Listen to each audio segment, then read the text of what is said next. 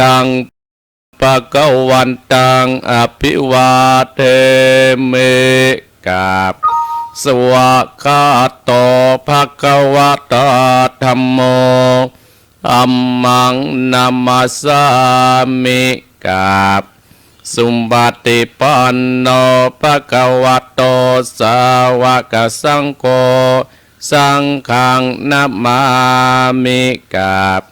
นะโมตัสสะภะคะวะโตอะระหะโตสัมมาสัมพุทธัสสะนะโมตัสสะภะคะวะโตอะระหะโตสัมมาสัมพุทธัสสะนะโมตัสสะภะคะวะโตอะระหะโตสัมมาสัมพุทธัสสะนะโมตัสสะภะคะวะโตอะระหะโตสัมมาสัมพุทธัสสะอิติปิโสภะคะวะอะระหังสัมมาสัมพุทโธวิชาจารณะสัมปันโนสุขโตโลกวิโตอนุตตโตปุถิสัตตมัสสะตติสัตตเทวมนุสสนังพุทโธภะคะวะติสุวะคาโตภะคะวะตาธัมโมสันติติโกอาการิโกเอปัจจิโกปนะญิโกปัจจตังเวทิตาโพวิญโยอิติสุปฏิปันโนภวะโตสาวกสังโฆอุจโจปฏิปันโนภะคะวะโตสาวกสังโฆยายาปฏิปันโนภะคะวะโตสาวกสังโฆสามิจิติปันโนภะคะวะโตสาวกสังโฆยะติตังจัตตาติปุริสายุกันิอัตตาปุติสาปุคราเอสาภะคะวะโตสวากาสังโฆอาหุนนโยปะหุนนโยทักขิตนโยอัญชาเดกระนิโยอนุตตรังบุญญาเกตังโลกัสสาติต่อไปไหวกุลหลวงเนื้อสถารัตญาติโยมทั้งหลายไล่โรคภัยไข้เจ็บโรคหลายที่เกิดขึ้นในปัจจุบันนี้เนอะสาธุสาธุอะหังวันตามิสินดาสาอิติปิโสภะคะวะเอกาวิสัตติพิตาคุณังกาโกอารัตนากุลพระปิตาเจ้าเอตจุงมาอยู่กามคังกวาตวาตาสะมตาคุณนางกาโคอาราตนาคุณพระบรรดา12จุงมาอยู่กำสายเอกุณติงสาขาโคอาราตนาคุณพระโพธิ์ศพสาวเก่าจุงมาอยู่ทั่วสัตว์ราพังกายแห่งข้าพเจ้าและท่านผู้ฟังจุโคนสัปัญญาสาพุทธกุณนางข้าก็อาราตนาคุณพระพุทธเจ้า56จุงมาเป็นกำแพงแก้ว7จานแวดล้อมตนตัวแห่งข้าพเจ้าและท่านผู้ฟังจุคนคือว่าพุทธพุทธกำจัดออกไปสัพพสัตตุโลกหลายต่างหลายอย่าได้เข้ามากายจักกรวรรดิมณฑลที่อยู่ที่อาศัยของพี่น้องสัตตาจุคนนะฮือจุงถอยหนีฮือโปนโดยเตจักกุลแห่งพระพุทธเจ้านิเตออัตตติงสาตมะกุดดังกาโคอลัตตนากุลพระสัตตมเจ้า38นี้จุกมาเป็น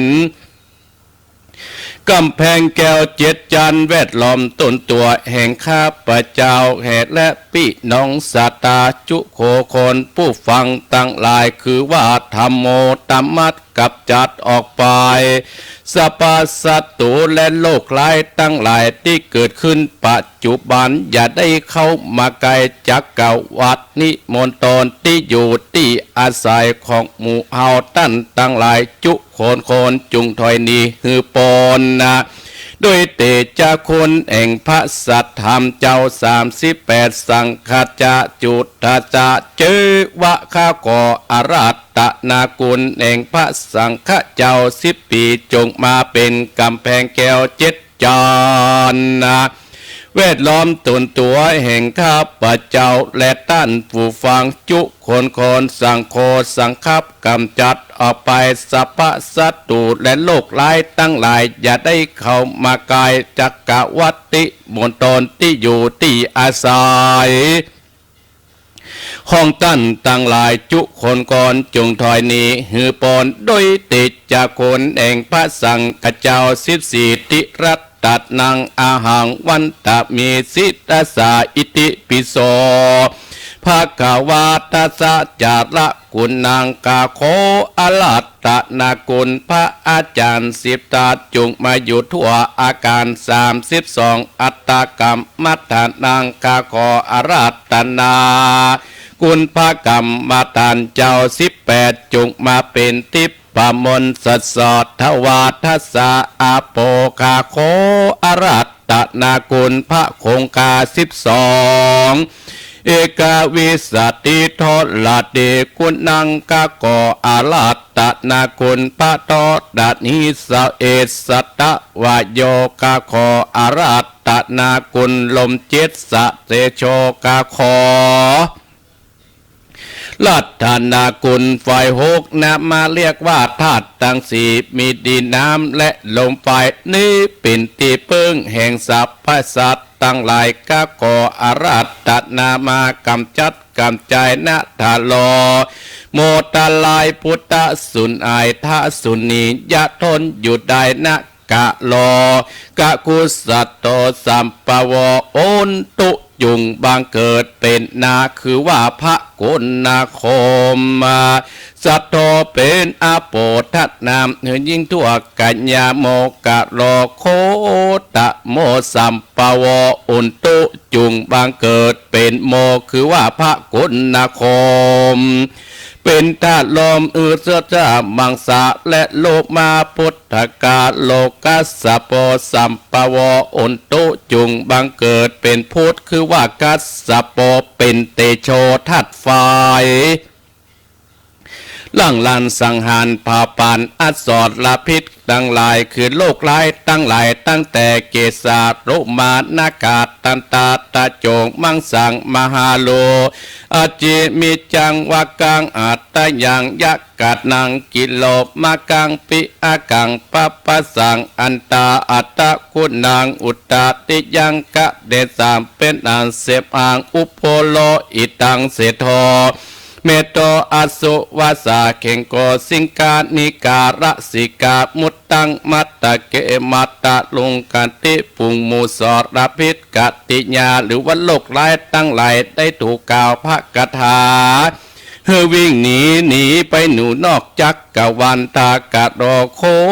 ตะโมสัมปวะอุนตุจุงบางเกิดเป็นตาคือพระสิกยะมุนีเป็นปัตตวีธาตุดินยะกะนอนยะแม่ตายโยสัมปวะโหนตุจุงบางเกิดเป็นยะคือว่าพระศิริยะแม่ตายเป็นอากาศฟุ้งมุสลพิษกัตติญาโลกหลายตั้งหลายก็ได้ยินข้าพระเจ้ากล่าวข้ากตาก็ทนอยู่บ่ได้กาพระพุทธเจ้าจึงน้อมบายกุลอากาศ10 ตากุลอาคากุลอาการ21กุลอักขระ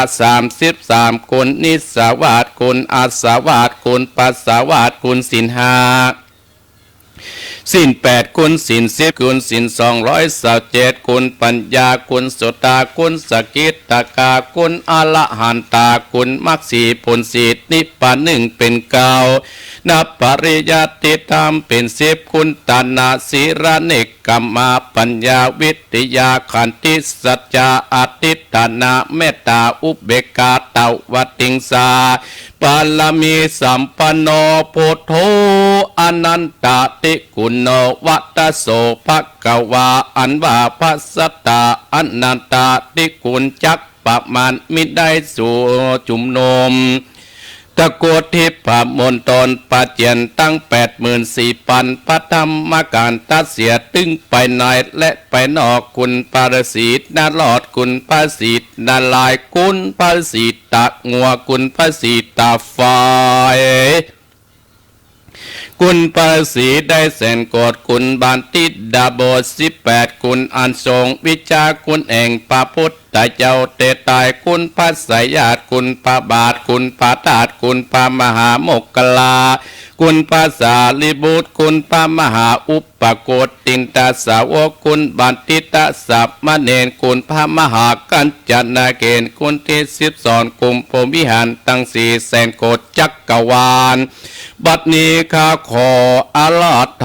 นาบันดันมาเผ่าผ่านอสรพิษกติญาและโลกหลายตั้งหลายที่เกิดขึ้นในเมืองโคนนาเฮือตัวมาละโลมาและอินทรีกาขออาราธนาคุณพระอภิธรรมา7กัมพีสังวิตาปุกัญญาปากาขออาราธนาคุณนิกายตังอาติมาสังอังโกข้าขออาราธนาคุณพระวินัยตังหาอปจุมาคาขออาราธนาคุณสัทธรรมตั้ง8จิตนาวตะกัญญาคาขออาราธนาคุณชยะพระธามาตุมาจุงดาบเป็นกากาเกิดจงกายเป็นดาบกะสิทธิ์กะเหมันตาบัดนี้ผู้ข้าขออาราธนา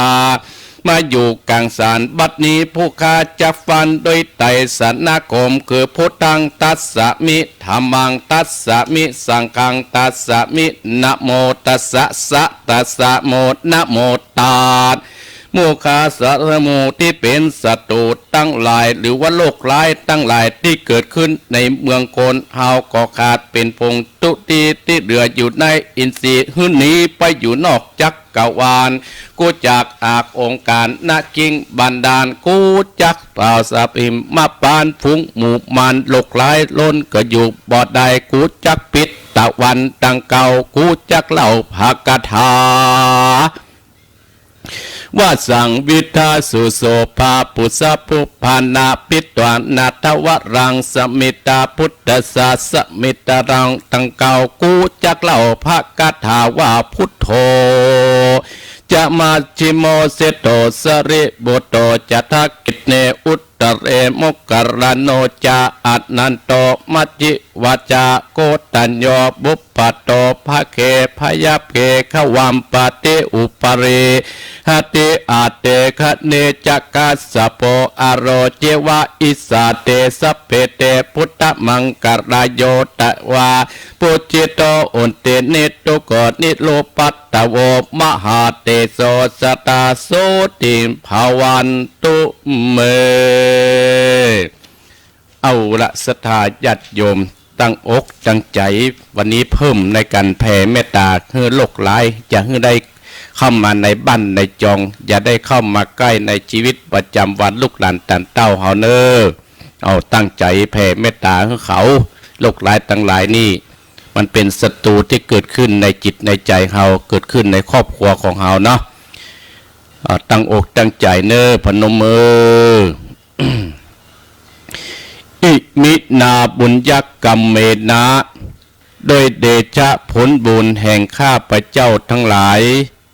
ได้ถวายสังฆทานธรรมทานวิหารทานและการสวดมนต์บูชาคุณพระรัตนตรัยถึงบุญกุศลใดๆทั้งหมดที่ข้าพเจ้าทั้งหลายได้สร้างสะสมตั้งแต่อดีตชาติจนถึงปัจจุบันในวันนี้บุญทั้งหลายจะทำให้เกิดประโยชน์ความสุขความเจริญรุ่งเรืองแก่ตัวข้าพเจ้าลูกหลานของข้าพเจ้าและคนครอบครัวของข้าพเจ้าข้าพเจ้าขอน้อมถวายแด่องค์สมเด็จพระสัมมาสัมพุทธเจ้าทุกพระองค์พระปัจเจกาพุทธเจ้าทุกพระองค์พระอริยสงฆ์และพระอริยบุคคลทั้งหมดขอให้ท่านได้โปรดมาค้ำชูอุดหนุนคุณบิดาและบรรดาครูอุปชาอาจารย์ผู้มีพระคุณทั้งหลายทั้งหมดตลอดถึงบุตรภ ภรรยาสามีมิตรสหายที่ล่วงลับไปแล้วหรือที่มีชีวิตอยู่ซึ่งมีความผูกพันต่อชีวิตของข้าพเจ้าและท่านผู้ฟังทุกๆคนทั้งในอดีตชาติและปัจจุบันในวันนี้ตลอดทั้งขออ้ายได้โปรดมาโปรดคุ้มครองรักษาทุกๆคนในคนครอบครัวของข้าพเจ้าและหมู่บริวารตลอดถึงทหารตำรวจชายแดนที่ดูแลประเทศชาติโดยเฉพาะอย่างยิ่งเพื่อนสาราสัตว์น้อยใหญ่ที่เสียสละชีวิตให้แก่ข้าพเจ้าทั้งหลายเพื่อเป็นการดำรงชีวิตขอให้ท่านทั้งหลายทั้งหมดหลุดพ้นจากความทุกข์ประสบแต่ความสุขยิ่งขึ้นไปบัดนี้ข้าพเจ้าขออุทิศบุญกุศลให้แก่ท้าวมหาราชทั้งทิศทั้งสี่พระสยามเทวาธิราชทุกพระองค์พระยายมราชในนิรยบาลเท้าจตุโรกบาลทั้งสี่พระภูมิเจ้าที่แม่พระธรณีแม่พระคงคาแม่พระเพิงแม่พระพายแม่พระโพธิ์ศพเทพพยดาเจ้าทั้งหลายตั้งแต่ชั้นจตุมหาราชเบื้องบนจนถึงชั้นบรรพมเบื้องล่างตั้งแต่ชั้นอเวจีนรกจนถึงโลกมนุษย์รอบขอบจักรวาลอนันตจักรวาลขอให้ท่านทั้งหลายได้มาอนุโมทนาอุทิศบุญกุศลนี้ถึงพ่อเกิดแม่เกิดเจ้ากรรมและในเวรและโลกร้ายทั้งหลายทั้งหมดขอได้มาอนุโมทนาเมื่อมาอนุโมทนาแล้วจงอโหสิกรรมโทษทั้งหลายทั้งหมดให้แก่ตัวข้าพเจ้ากรรมใหม่เวรใหม่ก็ตามท่านทั้งหลายทำแก่ข้าพเจ้าทุกภพทุกชาติจนถึงปัจจุบันในวันนี้ข้าพเจ้าขออโหสิกรรมให้แก่ท่านทั้งหลายด้วยเช่นกันสรรพสัตว์ทั้งหลายที่เป็นเพื่อนทุกข์เกิดแก่เจ็บตายด้วยกันทั้งหมดทั้งสิ้นจงเป็นสุขเถิดอย่าได้เบียดเบียนจองเวรและจงกรรมซึ่งกันและกันเลยจงมีแต่ความสุขกายและสุขใจรักษาตนให้รอดพ้นจากโรคภัยทั้งหมดทั้งสิ้นเถิดไปจนถึงเข้าพระนิพพานด้วยเดชะบุญกุศลที่ข้าพเจ้าได้ไหว้พระเจริญพระพุทธมนต์ครั้งนี้ข้าพเจ้าขอประพฤติและปฏิบัตินี้โปรดบันดลบันดาลให้แก่ตัวข้าพเจ้าลูกหลานของข้าพเจ้าประสบแต่ความสุขความเจริญทั้งทางโลกและทางธรรมคาดแคล้วจากโรคภัยไข้เจ็บอันตรายทั้งหลายที่เกิดขึ้นในปัจจุบันทั้งหมดทั้งปวงกรรมเก่าหมดไปให้หมดไปให้เกิดแต่มีสติปัญญาเฉลียวฉลาดห่างจากกายศัตรูหมู่ร้ายและโลกร้ายทั้งหมดทั้งปวงขอให้ข้าพเจ้าพบเจอแต่กัลยาณมิตรศัตรูกลับใจมาเป็นมิตรให้ข้าพเจ้าสำเร็จสมหวังเรื่องการงานการเงินชีวิตและครอบครัวชีวิตสังคมและเป็นอุปนิสัยขอให้ข้าพเจ้ามีแต่ความสุขและความเจริญยิ่งขึ้นไปด้วยการทุกท่านทุกคนด้วยเถิดเอาละศรัทธาญาติโยมอาตมาภาพได้นำบรรดาศรัทธาญาติโยมท่านผู้ฟังทั้งหลายได้ไหว้พระสวดพุทธคุณธรรมคุณและไหว้คุณหลวงและแผ่เมตตาให้กับโลกร้ายที่เกิดขึ้นปัจจุบันทันด่วนที่เฮาท่านทั้งหลายบัดต้องการและปรารถนาเฮาท่านทั้งหลายได้ไหว้พระสวดพุทธคุณธรรมคุณสวดคุณลงแล้วแผ่เมตตาเฮาก็แผ่เมตตาอย่าไปได้เข้ามาใกล้ในครอบครัวของเฮาเข้ามาลูกมาหลานของเฮาทุกท่านทุกคนให้มันหนีไปไกลๆที่เฮาไปบ่ถึงบุญศรัทธาญาติโยมแม้นว่าจะเกิดขึ้นในครอบครัวเฮาก็ขอเจิญคุณของพระพุทธเจ้า56คุณของพระธรรม38คุณของพระสงฆ์14นั่นจงมาเป็นเกาะแก้วและไข่กรรมมาปกอังสัมฤทธายังตนตัวของเฮาและลูกเต้าของเฮาอย่าได้มาเกิดขึ้นขอให้บุญนี้กำจุอุดหนุนเฮาปัดต่างใดก็เกิดปลอดภัยศรัทธาญาติโยม อันนี้อาตมาภาพก็เป็นกำลังใจให้กับศรัทธาญาติโยมท่านผู้ฟังทั้งหลายตอนเจ้านี้ก็อนุโมทนากับพ่อสำรานแม่พะเยาหนูเผือกศรัทธาญาติโยมและกับพ่อดุลดอยแดนพ่อสำรานแม่พะเยาหนูเผือกอยู่ปุ่นโดยหลังถ้ำศรัทธาญาติโยมได้เอาเต้าแตงโมปัจจัยมาถวายให้อาตมาภาพว่าโอ้ฟังท่านพระครูหรอโอ้จื่นอกจื่นใจเหมือนก็จะมาเกิดอะไรอย่างสักอย่างเนาะเป็นอู้ยี่อาตมาก็คือกำลังใจศรัทธาญาติโยมตานศรัทธาญาติโยมเนาะก็ช่วยกันรักษาตัวเก่าเนาะอันนี้อนุโมทนาพ่อสำรานแม่พะเยาหนูเผือกโดยหลังถ้ำได้มาเยี่ยมมาเยียนอาตมาภาพเอาแตงโมปะเต้ามาถวายให้อาตมาภาพอาตมาภาพก็เอาแจกโบแจกศรัทธาญาติโยมให้กับหมู่อสมที่เปิ้นพ่นยาในหมู่บ้านหนองเหียงประเด็นนี้โอ้หนองเหียงออกยากเข้ายากหรือศรัทธาญาติโยมเนาะเปิ้นมีการตรวจเช็คกันละอาตมาภาพก็บ่ได้ไปทางใดละศรัทธาญาติโยมไปแต่ว่าเหตุกรรมเอาละศรัทธาญาติโยมอาตมาภาพได้นำอีพ่ออีแม่ศรัทธาญาติโยมนะได้ไหว้พระสวดพุทธคุณและสวดคุณหลวงแผ่เมตตาเรียบร้อยแล้ว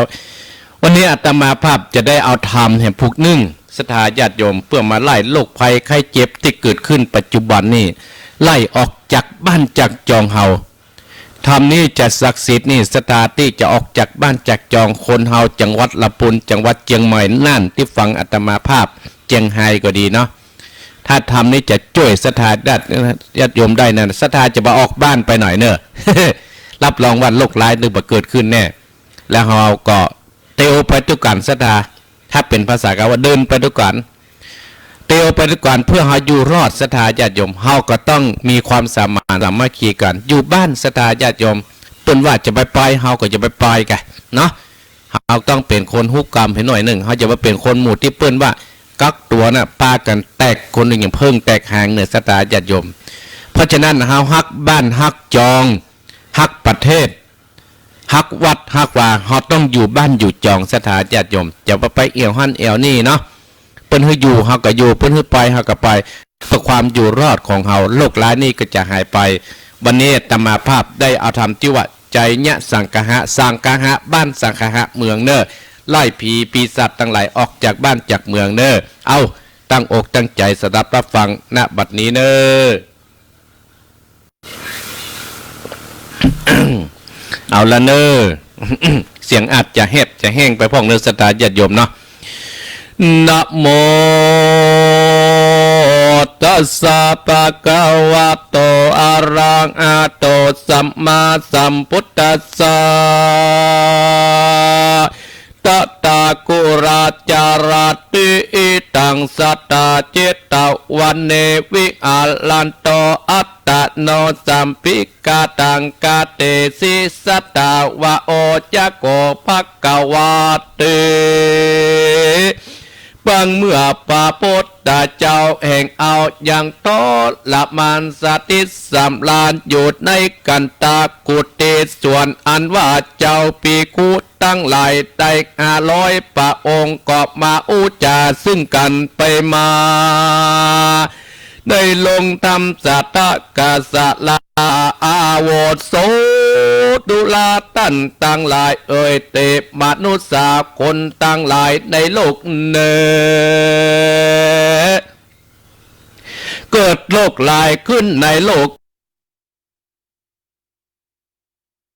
เมืองมนุษย์เต่าตั้งหลายคนก็มาทรงเปียที่กังวลโลกลายจุอันเป็นดังพระจันทร์เดือนเพ็งวัน15ค่ำพ่ำเป็นปานประปาบหมู่มันเสียงไปแล้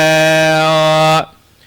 เชื่องไปแล้วพระกอสดิสับลานนั่งเหนือเต้นแก้วพระกอสดิตามเจ้าภิกขุตั้งหลายวัดดุลาภิกขุตั้งหลายเดินดังหลายอันมานั่งอุจจาซึ่งตามยังใดจะยังบาดตันแล้วพระตนแก้วเกาะมาตันใส่ลวดบาอุจจา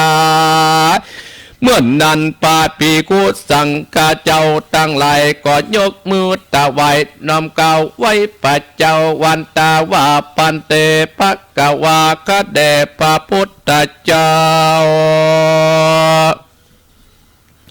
ผู้ข้าตั้งหลายก็ปาการอุจจาซึ่งคนตั้งหลายในโลกเมืองก่อนปานทรงเปียติกังวลตั้งหลายปัญญาก็เกิดโลกหลายกลางหลายเกิดขึ้นปัจจุบันก็มีแลเมื่อนั้นพระพุทธเจ้าก็เทศนาว่าภิกขเวโดลาภิกขุตั้งหลายตุกาปัตตตากตะเมื่อก่อนยังปะอ่อนสังสมปานก็ได้โปรดคือคนตั้งหลายหายจากพยะอันตรายโลกไกลตั้งหลายก็มีด่วนจะแรพระพุทธเจ้าเทศนาเต้านั้นแล้วพระตนแก้วสัตตาก็ทรงตุมพิวาอยู่ปะปากก็มีอันแลดนาเมื่อนั้นก็มีภิกขุตั้งหลายตนตลาดตุยว่าอ่านจริงนะมาสการกับไว้ว่าพันเตข้าแด่พระพุทธเจ้าอันว่าธรรมเทศนาเป็นอาทิตตาล่วงแล้วยังปากฏแก่สัตตาผู้กาตั้งหลายขอพระบุญตายจงเทศนาปากฏแก่สัตตาผู้กาตั้งหลายว่าอันยามนั้นพระพุทธเจ้าก็นำเรื่องเก่าอาทิตตาธรรมเทศนาล่วงแล้วมาเทศนาแก่ภิกขุตั้งหลายว่าอาทิเตกะเรภิกขเวปัตเตปุตตานาจาปะกะลังอิตวานักกะลังอาโอสิภิกขเวดูลาภิกขุตั้งหลายอาทิเตกะเดในกาลาล่วงพ้นเจียงจาติการนักวันนั้นก็มีเมืองหนึ่งชื่อว่าปาเตเลโบทว่าอันตัดแต่ก็มีบ้านอันหนึ่งอยู่โอนเหนือตนใต้เมืองส่วนว่าบ้านนั้นก็เป็นบ้านเศรษฐีตั้งหลายมีประมาณตระกูลก็มีแลบ้านชื่อว่าบวนจาพูจากรรมยังมีตระกูลนั้นเป็นใหญ่กว่าท่านตั้งหลายคือว่าโมกามหาเศรษฐีก็มีลูก3 คนปุปิชื่อว่าใจญาสีอุดมมาผู้ทวน2ชื่อว่าสิมาน้องลาเป็นพ่อใจชื่อว่าใจญาสังกะกุมารเจ้าก็มีลูกงามคนตั้งหลายเจ้าก็จบเป็ดต่างมวลก็อาศัยในบ้านตินานส่วนว่าบ้านอันนอนนาก็หาโรคภัยขาดเจ็บเปียดที่กังวลบอดใดสักคนก็อยู่การสวัสดีทุกเมืองก็มีแลส่วนเจ้าใจญาสังกะหาผู้นานเกิดมาอายุได้16 ปีก็อาเปียดที่พญาตบอกปากฏอันสักเตือก็เป็นอันสำลันบันจายมากนักย่อมอาเกียนเต็มไปด้วยเข้าของเงินกำมากนักส่วนว่าปีตั้ง2เองกุมารพุทธนานก็ทรงรูปอันงามยิ่งนาก็เป็นตีหลักแกล้คนตั้งหลายทุกเมื่อกรรมอันนี้ก็ลือไปถึงหูปัญญาเจ้าตั้งหลายในสักการะจุมปูติบดังมวลก็มีอันแลดนาเมื่อนั้นเต้าว่าปัญญาเจ้าตั้งหลายก็นำเครื่องสักการะบรรดาการกองฝากแล้วก็นำเอาเจ้าตั้ง2ตั้งเป็นใหญ่แก่ตั้งสัตว์นมตั้งหลายได้66,000 นางก็มีแลปากเมื่อนอนนาโพธิสัตว์เจ้าแห่งเอาก็ได้ลงมาเกิดในตระกูลมหาเศรษฐีในบ้านปุจจากามชื่อว่าโมกขเศรษฐีตินานชื่อว่าเจ้าใจญะสังกะอาปังนันก็มาเป็นหมอญาผู้หนึ่งสลาดด้วยโจเป็ดตังมวนก็มีวันหนึ่งเจ้าก็ปกติจะเดินไปบ้านติหนึ่งก็ไปหันไม่ยิงคนหนึ่งมีรูปงามยิ่งนักหาผู้ที่เสมอบ่ใดตะวัดนางพูดนี้ก็เกิดโลกปัญญาที่อันเนิงตามโลกตาแจงว่าอันว่ากุมารผู้นี้กอดนั้นกอดมากัดเนียงใจนางคนนึกก็มีรูปอันงามดังป้อยกลับมาเกิดปัญญาสัตว์นี้ปอดจะแลกกันว่าเจ้ามาเล่งอันนางแล้วกอดสิ้นในอาอักนางบอดน้อยก็มา ผสมยาอันหนึ่งกัดตามด้วยแก่นจันทร์ตั้งมวลแล้วก็นำมาตกแต่งกุลแองตนโดยนวดนำตั้งหลายแล้วก็ฮือตระกูลอันเป็นพ่อเป็นแม่แห่งนางนั้นและกะแปลงคันใหญ่หลวงเจ้ากุมารก็เตียนแลมาบัดคุณหนึ่งเงินจามร้อยเจียงเขาตอกดอกไม้กาเปลือกคัดสันผ้าเก่าผ้าแดงกอบมากกัดตามที่ปฏินานจูอ่านแล้วก็กัดตามรูปตั้งหลายมีตนบาดจ้างม้างงควายเป็ดไก่หมูหมารูปเสือมีกวางฟานนะ หุบเต่าหุบโนกปูกอ้อยอีนิ้วตั้งหลายก็แป่งพั่มปอมก็เป็นนิจจการแล้วโดยไม่ออและคาเกี่ยวไฟดำตัดเอวเจ็ดจันต่อด้วยกองไฟเจ็ดกองก็พร้อมแล้วก็แก้กับปันล่ำลอยติบประมนสุดบทหนึ่งว่าโอมมาติบสะอามังสาดับเทียนกาวัดวาลุกเป็นเปลวไฟสลีกันใจกูเทียนนี้ปับเมืองปีมาจุดดาวบะหูเก้นจิตดาวปับกินมาร้อยเอ็ดปัสสากุกก็ปับได้ไตปืนฟ้าเหนือหน้าแผ่นดินนาเกาลินกูก็เป็นน้ำกลางกูก็เป็นเม็ดน้ำใหญ่จักออกไปท่วมหัวปิดตายและลูกไล่ตั้งหลายไปลินกูก็เป็นดับเทียนกาปับไตฟืนฟ้ากูก็เที่ยงประกวดสร้างโอมมาสหปโตมังสหายอมเป็ดจะรำเป็นดินดำไว้ว่าสายเตสายตาปีกาดกับหนีไปละคนดีตุไว้ดีนี้จะเอาไปโตยหมู่ต้านตั้งผีมันและผีเข็นผียักษ์ผีเย็นอย่าได้มากายพี่ยากลายจงหนีไปตั้งกลุ่มพันยากลายอันต้องเตียวแปดหนีไปอมสะอาปัตโตมังสหายอมปัตโตเพเตสหายจักกะวะโลพุทธมังกลาคัสสะมิตัสสะเอกังจำมิสังอุตติสังนามาหังสหายสิโดสะเอกะเรสะโตมิตาปโตทัติปิตาเอเตตัสสัจจวัจเจโสตเตภวันตุสัพพตาอมนะโมตัสสะจยะสตุสะไออันตะเรนะปังปะกิจยังปุญญโนเจเตปะเวกันว่าตั้งแต่สัตนั้นแล้วก็เอายาอันนานแต่งไว้ใส่ยำนานตั้งก็หายอย่างโรคภัยกายเจ็บตั้งหลายนั่นแลส่วนอันว่าตากุลเองดังนั้นก็เข้าของมากนาแก่ปูติสเจ้ากระทำเอานางผู้นอนเพื่อเป็นปัตตาปริจคะแก่เจ้าใจญาสังกังหะกุมันนั้นแลนาอันว่าหมอดยาพุทธนั้นก็เอานางพุทธนั้นแล้วก็นางอยู่ได้7 ปีส่วนปัญญาเปียที่โลกไหลตั้งหลายก็บอกปรากฏอันสักเตื้อเป็นวุฒิจำเลินไปประมาณบ่ได้ก็มิแลตื้อนี้สั่งวันนาถึงปัญญาปาตะเลบทเล่าแลส่วนว่าปัญญาตนนอนก็ถึงปัญญาเกิดปัญญาอันใหญ่เกิดแก่ปัญญาตนนานส่วนนางราชเทวีก็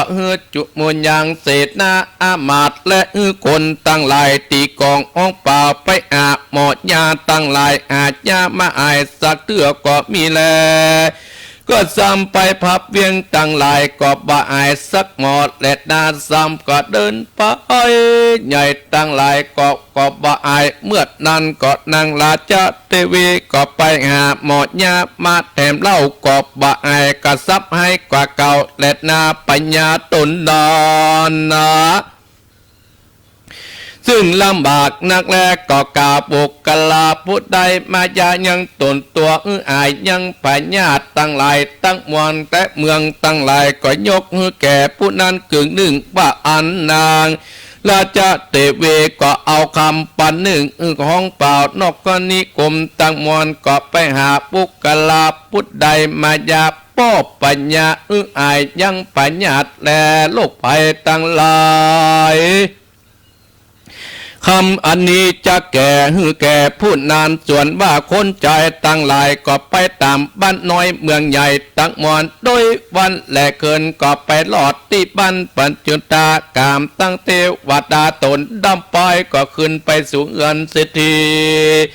แล้วก็กล่าวตามกรรมเองมหาเศรษฐีอันแดเมื่อดันมหาเศรษฐีก็กล่าวว่าอันนี้แหละนาเต้าเขียมหมอดยามักเนาก็มีเต้าแต่เจ้าใจญาสังกะเป็นลูกเองกาคนเดียวก็พอหูสะน้อยตั้นจงไปอาตึบย่ำนานคนใจพูดดันก็ไปลอดแล้วของตนนำมาตั้งไว้แก่โพธิสัตว์เจ้าส่วนโพธิสัตว์เจ้าก็เอาคำก่อนนั้นแล้วก็อำลาปัญญิญาเองตนกับคนใจแล้วก็ไปลอดเพื่อกระทำตามปรากฏแห่งตนนิยมตนได้แปลงปะหุ่นอันเราก็เพียรที่โลกภัยกายเจ็บป่อปัญญาก็กลับให้ดีเป็นปกติดังเก่าก็สร้างกุมันไปก่อนก็ฮือโพธิสัตว์เจ้าพัญญาก็วันดียามปลอดแล้วนักกะเดือกอบมดใจบันไตกอบมดตนสียะตาปะแปกขศึกสะตืดโลกลายตั้งหลายก็จุบมุมมายังเศษหน้าอามาตตั้งหลายก็เฮอมาตัวเลิศไว้ประดับปัดาแก้วเจียงเจนปืนเหมือนดังจักบินไปโลกลาปัญญาจะปาใส่เหนือกอดเสด็จมาเดิดเอ็มจังมากระติบต้องไปสู่จงรีบไปแต่งเลี้ยวไว้ตึว่าอันเมื่อนอนได้นักกระดานผู้สลาดรับอาจญาปงปานขาดกำเนิดนำเอายอดแก้วเจียงการสู่วิมันหลังเลิศแล้วพิเศษเจ้ายอดบนเรื่องสะเวยเมืองขึงหนึ่งแล้วก็อยู่ในปราสาทแก้วปังกาเป็นปัญญาตันนาจาดกา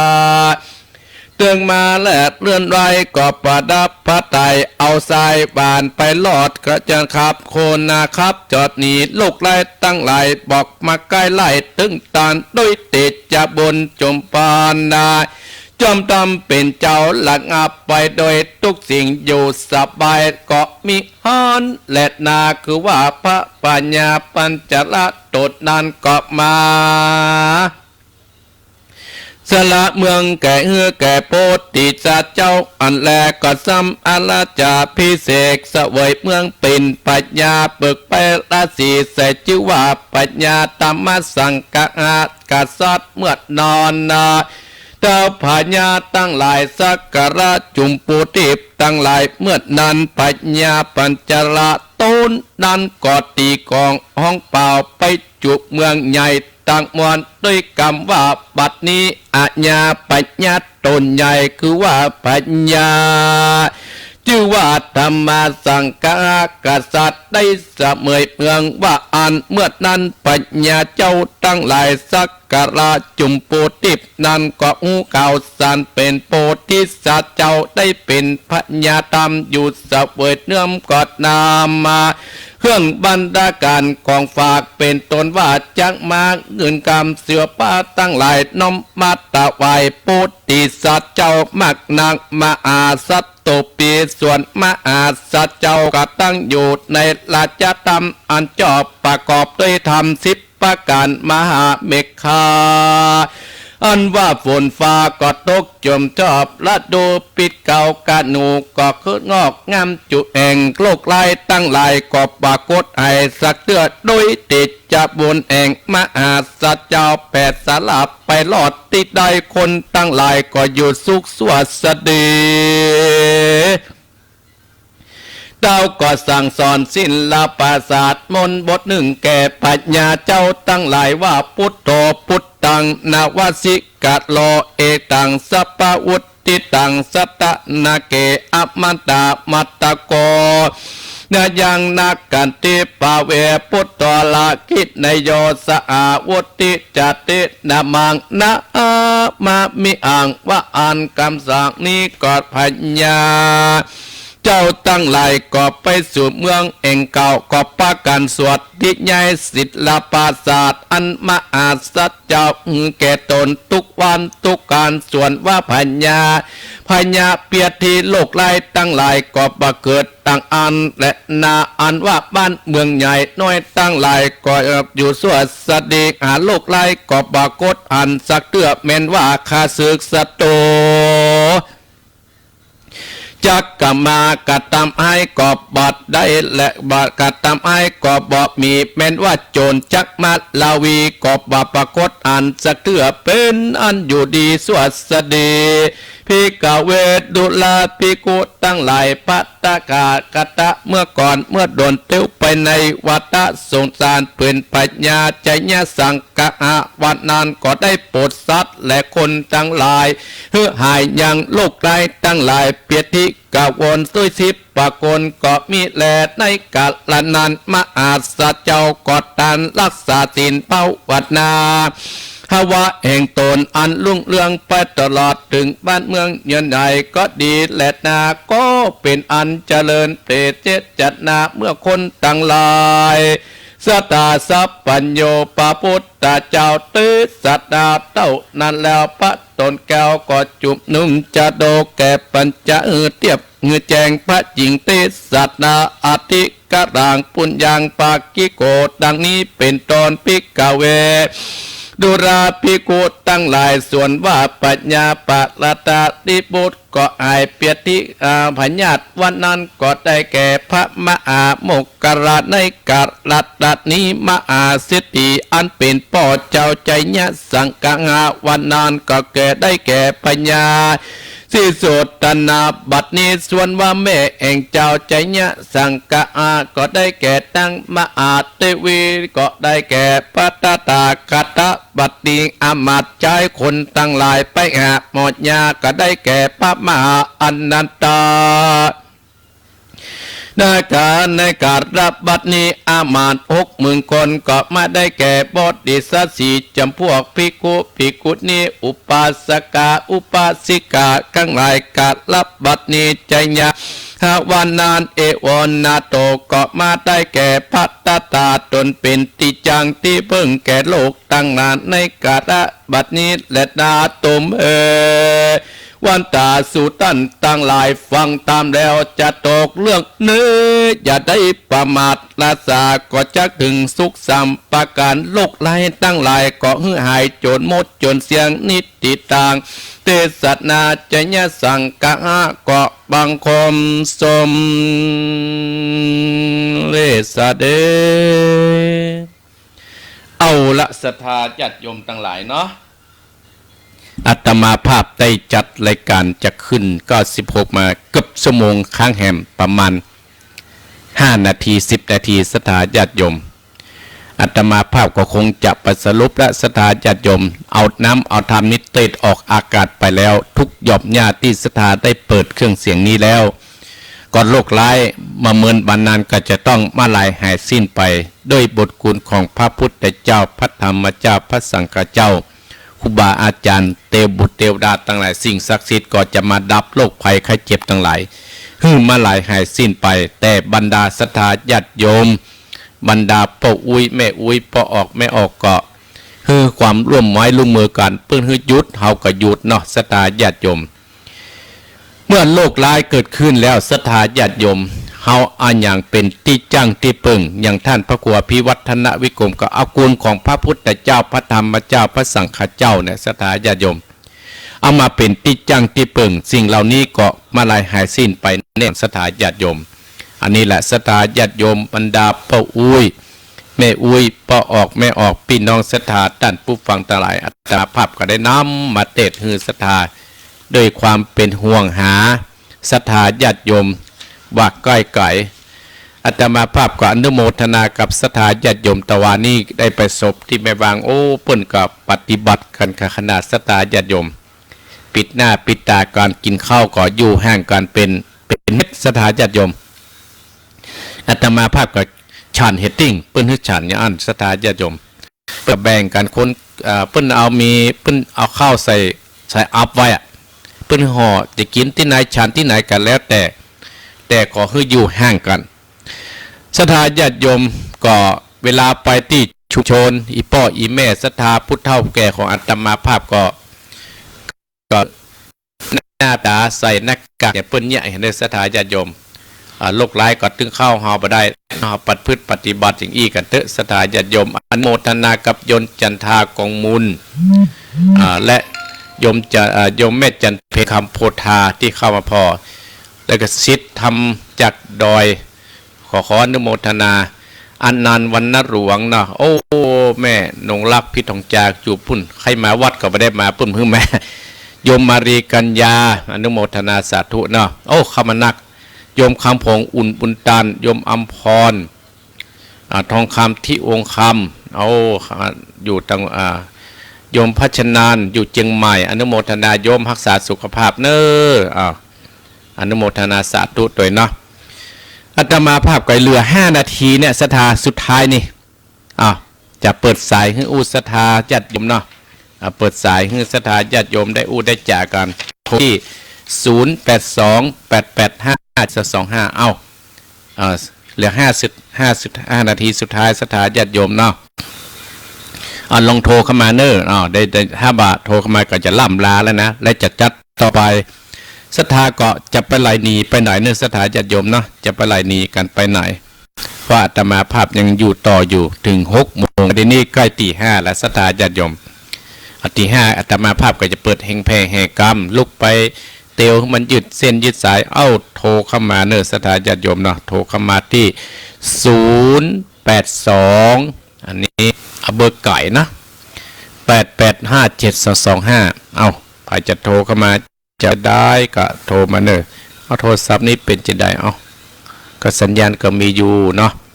0828857225สายแรกเนาะจะเป็นพี่น้องจังใดกำลังฟังเนอะเวลาเหลือน้อยนี่นะ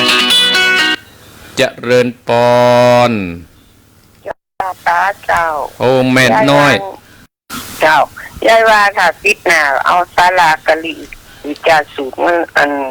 ติดอะไรเจ้าได้เนาะได้แต่ถ้ามันยาวกว่าเป็น2 ตอนก็ได้เนาะได้บันดอนเพราะว่าเดี๋ยวนี้ที่มันเป็นมาใหม่เดี๋ยวมันเป็นตัวหยอกเนาะมันหยอกมันแจว่าตีมุตเตก่อนนะเจ้าอย่างทำมันเนี่ยอย่างยิ่งวอนโลงเนี่ยมันตีนอย่าจิตยามากงวนของตีนนอกมหาจารย์เนาะอันนี้ก็เหมือนกันเดี๋ยวนี้ศาลากาลีเจ้าสูตรนี้นะรุ่นมาใหม่เดี๋ยวมันขึ้นหยอกโมดนะเจ้าตัวเองนะเจ้าเจริญปอนไม่น้อยเจริญปอนอันนี้ไม่น้อยบ้านดอน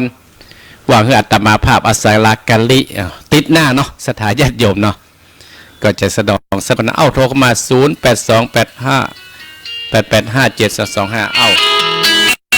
เจริญปอนไหว้จัดจ้าว่าคุยแม่ปานีนะเพิ่งแม่ปานีแม่ขอโทรก่อนไม่ได้ว่าข้าวได้เนาะได้ไปจังได้นะคุณน้องได้เนาะอยู่บ้านฟังไปนอดทุกเจ้าเนี่ยตลอดวันข้าวคุณลูกยินดีเนยแม่ให้กำลังใจฮะครูเนขอบคุณนะโมทนาเจริญปอนแม่ในปานีเนยจ้าพระครูให้กำลังอันนี้ใจเนอระวังไว้เนเจริญปอนแม่ปานีเจ้ากับแม่แจ๋เจ้าพระครูแม่สุกแก้วเนแม่สุกแก้วแม่สุกแก้วครับฟังธรรมโดยท่านพระครูและแม่เจ้าแล้วนะเจ้าเจริญปอนแม่สุกแก้วเนอเจ้ากับไว้สาเจ้าคนน้อยเวลาที่เหลือเจริญปอนเจริญปอนเจ้าท่านพระครูแม่จันเพนแม่จันเพนว่าจะได้แม่จันเพนทำขันแล้วเจ้ากดดังขนาดเกิดดังวันหน้าอาสาลาลิประเทศแห่งกรรมไล่โลกไล่ออกบ้านออกเมืองเขาเลยเนาะสาธุเจ้าเจริญปอนแม่จันเพนเจริญปอนกลับไปสายเจ้าท่านพระครูว่าจะได้แล้วนะ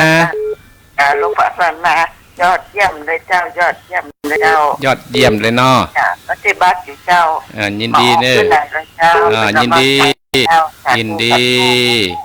เจริญปอนแล้วนะเจริญปอนจะหมดเวลาละเจ้าท่านพระครูอยู่ที่ไหนแม่ได้ของประชุมหมด11แม่เหลวเจ้าแม่เหลว